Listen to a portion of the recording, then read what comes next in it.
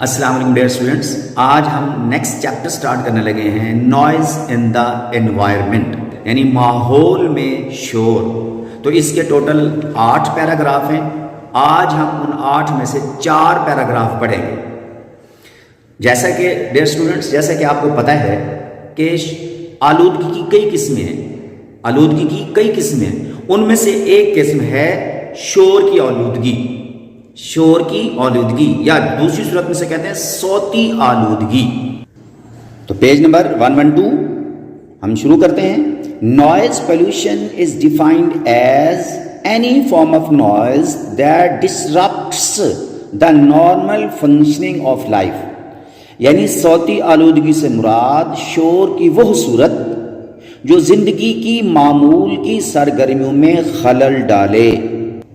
if left unchecked، اگر اس کی روک تھام نہ کی جائے، it can have serious effects on the mind and body of human as well as animals، تو یہ انسانوں کے ساتھ ساتھ جانوروں کے دماغ اور جسم پر بھی سنگین اثرات مرتب کر سکتا ہے۔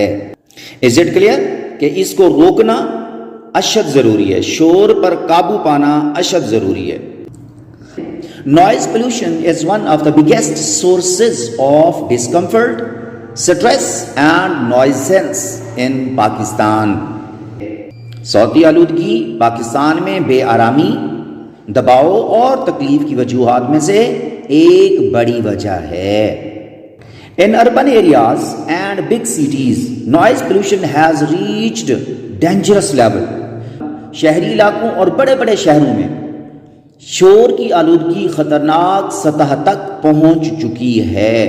For instance، مثلاً a survey by the Punjab Environment Protection Agency claims that the level of noise in Lahore has reached 91 decibels, whereas a maximum of 75 decibels is acceptable۔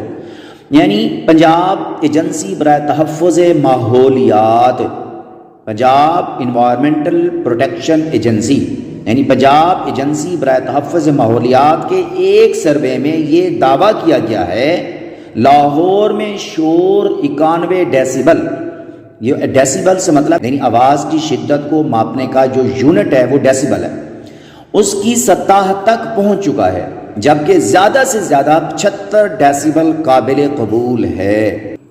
This means that the mental and physical health of so many people is already at risk۔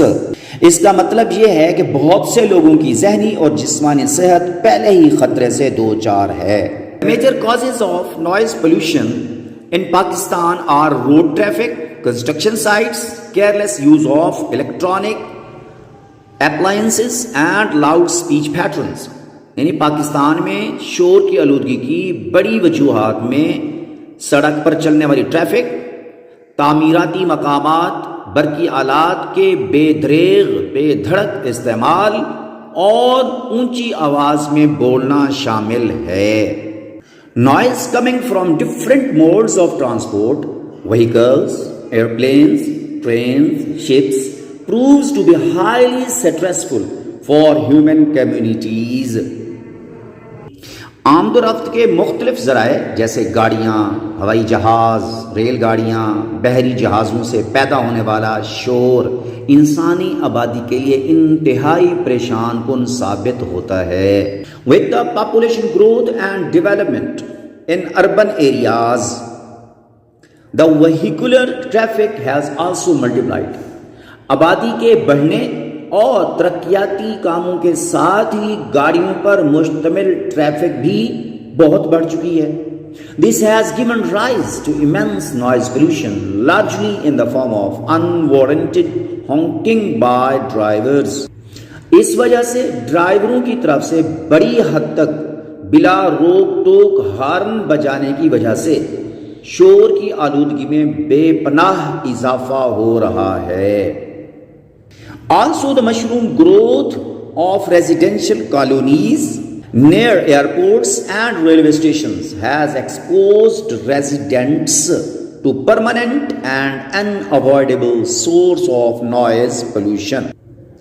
علاوہ ازیں airport اور railway station کے نزدیک رہائشی کالونیوں میں بے پناہ اضافے نے رہائشیوں کو شور کی آلودگی کے مستقل اور ناگزیر ماخذ کے سامنے لا کھڑا کر دیا ہے۔ پیراگراف نمبر 4 دیکھیں۔ Another source of noise pollution in urban areas is the work of construction۔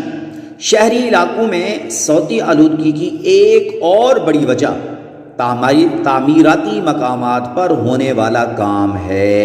Construction work in urban areas is usually slow and time consuming۔ شہری علاقوں میں ہونے والا تعمیراتی کام عموماً سست اور وقت طلب ہوتا ہے، یعنی زیادہ ٹائم لے جاتا ہے۔ The transport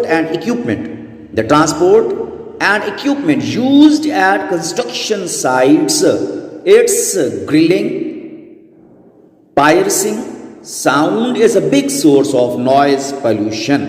تعمیراتی مقامات پر موجود گاڑیوں اور ساز و سامان سوراخ کرنے اور چھید کرنے کا شور صوتی آلودگی کا ایک بڑا ذریعہ ہے۔